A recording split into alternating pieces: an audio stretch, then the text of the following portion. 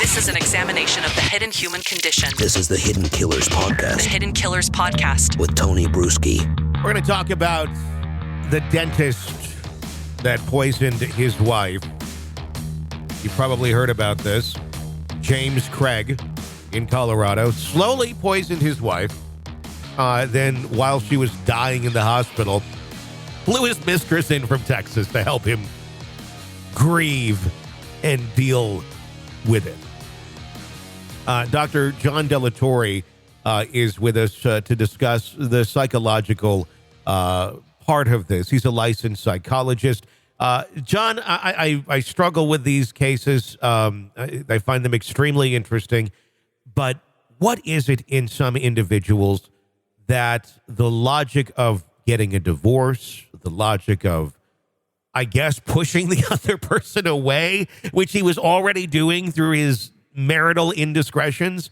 Where is it? Why is it that some seem to think that it's a logical path to murder your spouse to continue on with your own life, and then also think you're going to get away with it? That just doesn't seem to add up to a logical mind, but I think a logical mind wouldn't be murdering people to begin with. Your thoughts? Yeah, I think we need to start with this idea that it is the best route. I think what's actually happening is that there were multiple routes that were selected, but the individual in question, and we'll go ahead and genderize it and say that it's the husband, because it very often is, that the husband decides that, yes, he's going to make a lot of these sort of very passive efforts to get to push the spouse away, because the husband has a very difficult time with conflict, doesn't know how to handle conflict, doesn't like conflict, would rather the other person make the decision, and for multiple reasons, including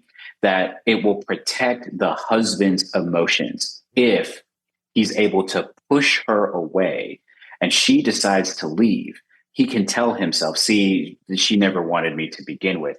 But unfortunately, some people, they don't see those kind of passive attempts, or if they do, they decide that they're, superficial, and, that it's really just a sign that the person wants to work on the relationship even more. All that's to say is that the husband in these cases has been fantasizing about engaging in these behaviors because other behaviors haven't worked. And so they feel compelled to use the more extreme, sort of dramatic kinds of behaviors, like poisoning, right? Like, just strangling, right? All these different kinds of things, right? That they try to do it because they feel no other route that they have done previously has worked. So this must be the last route. Not the best route, but the last route that they need to take in order to be successful in separating this relationship, even though the easiest route would have been to just leave and get a divorce. I think most individuals would look at something like that and go, yeah, even if you feel that way, even if you feel like this, I'd be better off if they were gone. There'd be something at the very end that would say, even if I did try to do that, the odds of me being successful and not getting caught are not that great. Unless there's some sort of club out there that I'm unaware of. Maybe there's a Reddit group or something of like, I successfully killed my spouse. Here's how I did it, and got away with it. But I think in a lot of these cases, it's just baffling as to how functional they can be, even in the planning of taking someone's life. But not considering that other part, that this will be investigated thoroughly and will likely point at you. Even if you've crossed all of your T's and dotted all of your I's, you will likely be the one that they're fingering to be the person that did this.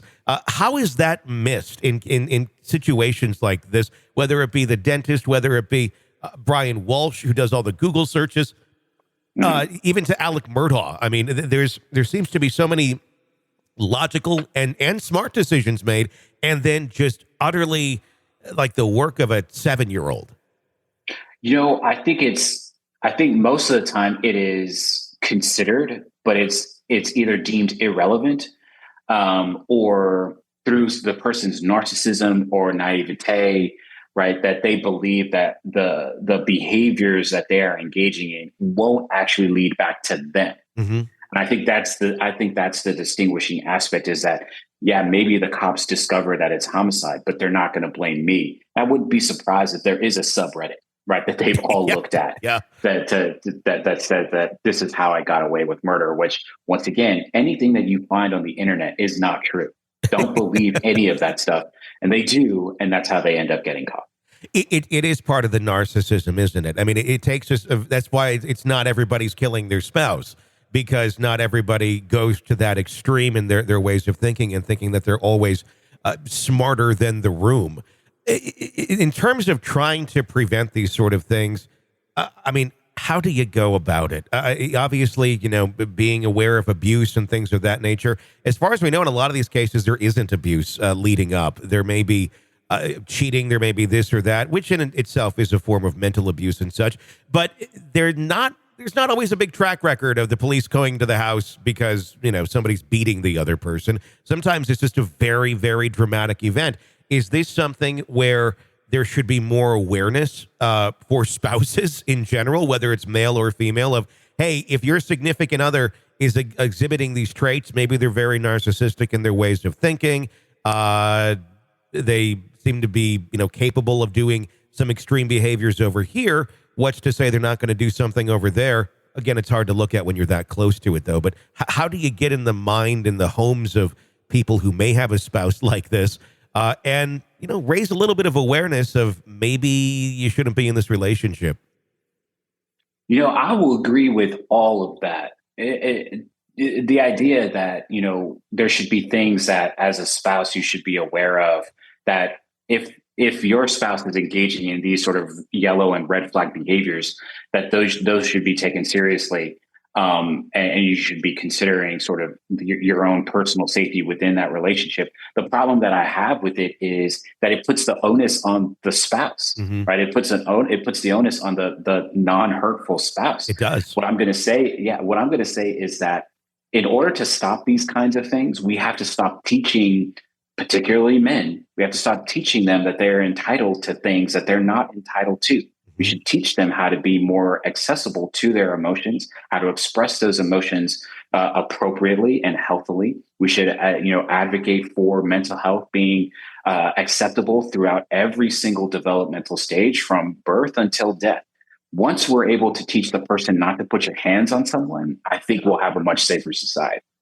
How often do you feel it is that it does happen the other direction, where there's a man that's in the relationship that may not be physically abused, although sometimes that does happen, but the mental abuse, and they stay there and they stick through it and they see the potential of what the other can do through some of their other bad acts, but they stick around for the sake mainly of the children, where I'm going to sit here because it's a better option that I'm here to protect them from this potential threat than me getting a divorce and the court automatically looking that this is a female who gave birth, and by that right alone, they should automatically get like 50% custody, which seems to happen in a lot of cases where men will sit there and endure it for a long time until shit actually does hit the fan.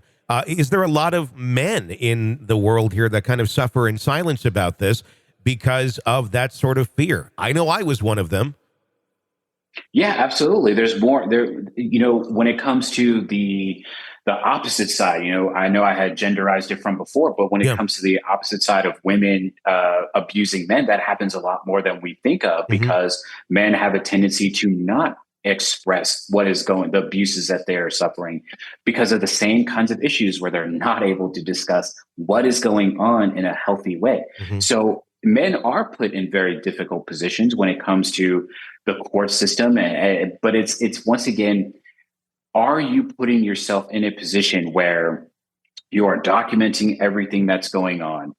You are, if something's happening, you cannot be afraid to say what is going on. You have to reach out to the police. You have to reach out to attorneys. You have to roll the dice with CPS, right? You have to do these kinds of things because the most important thing is the safety of the children, if children are involved. Yeah. If children are not involved, then at some point you have to ask yourself, if I'm not safe in this relationship, then what am I doing in it?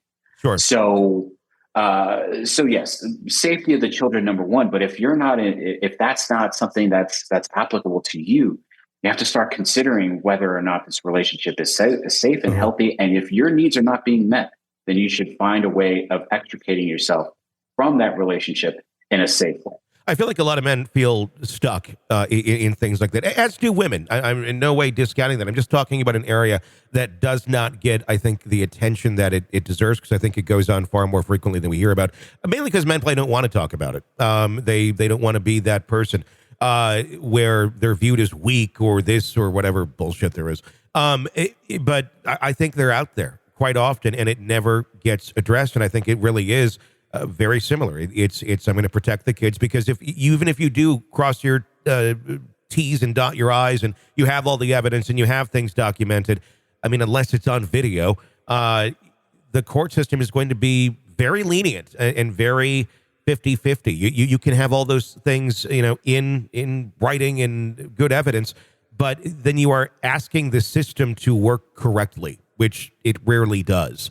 And then people feel like they're better off sitting there trying to protect than asking a system to protect them.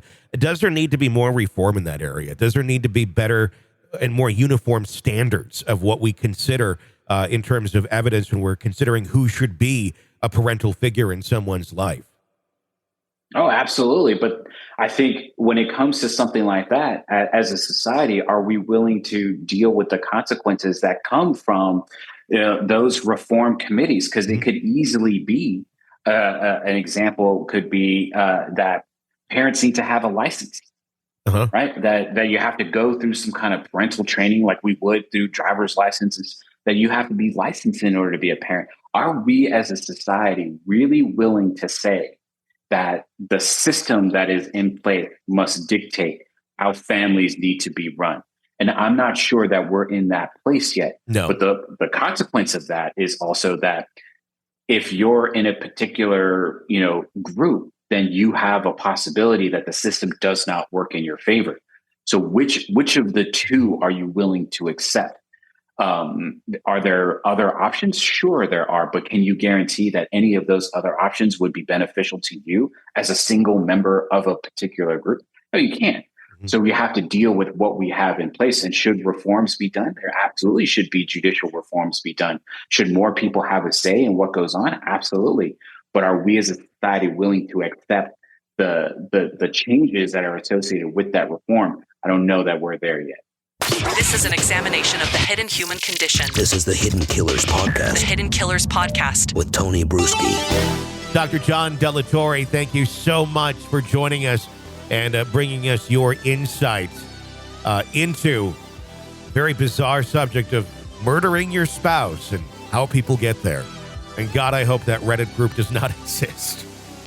If you like the show, press subscribe wherever you download podcasts so you don't miss any of our episodes or insights into the cases we're following for you. The complete list can be found in the episode description. And if you want an ad-free experience, well, that link is there for you for you as well. Apple Podcasts is the place to get that.